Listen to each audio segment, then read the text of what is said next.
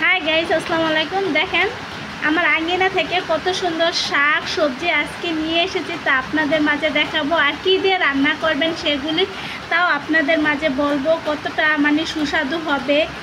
দেখতেই পাচ্ছেন এখানে পুঁই শাক, এগুলি আমার বাসার পাশে আঙ্গিনাতে হয়েছে পুঁই শাকগুলি। এগুলি আমি রান্না করব চিংড়ি মাছ দিয়ে। দেখেন কত সুন্দর টাটকা সবজি, যা দেখলে মনে হয় যে এখন এই কাঁচা খেয়ে ফেলি, এতটাই সুন্দর। দেখেন তার সাথে দেখেন নিয়ে এসেছি ভেন্ডি। এগুলি সব আমার বাসা আঙ্গিনা হয়েছে, বুঝতেই পারছেন কতটা মানে ইয়ে।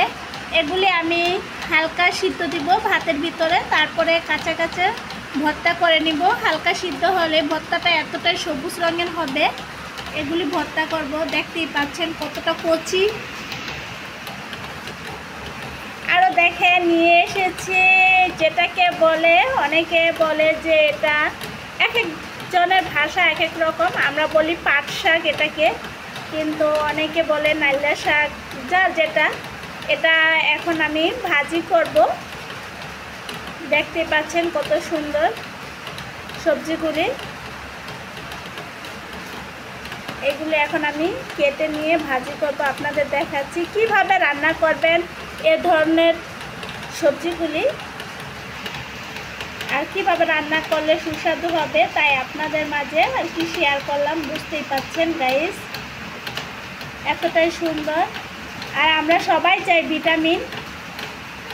কিন্তু ওই যে সবাই বলে যে মাছ মাংস খেলে ভিটামিন হয় না, সবজি প্রচুর পরিমাণ ভিটামিন থাকে। আর এ ধরনের সবজি যদি থাকে তাহলে তার কথাই নাই। ঠিক আছে গাইস, দেখেন গাইস আরও নিয়ে এসেছি আপনাদের মাঝে দুন্দুল, যেটা বলে। দেখেন এই দুন্দুলগুলি আমি বেলে মাছ দিয়ে রান্না করব, কি সুস্বাদু হবে।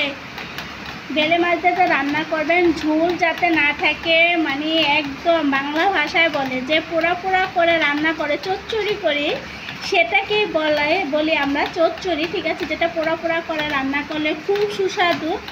আর এই দুন্দুল দিয়ে যদি বেলে মাছ দিয়ে রান্না করে তাহলে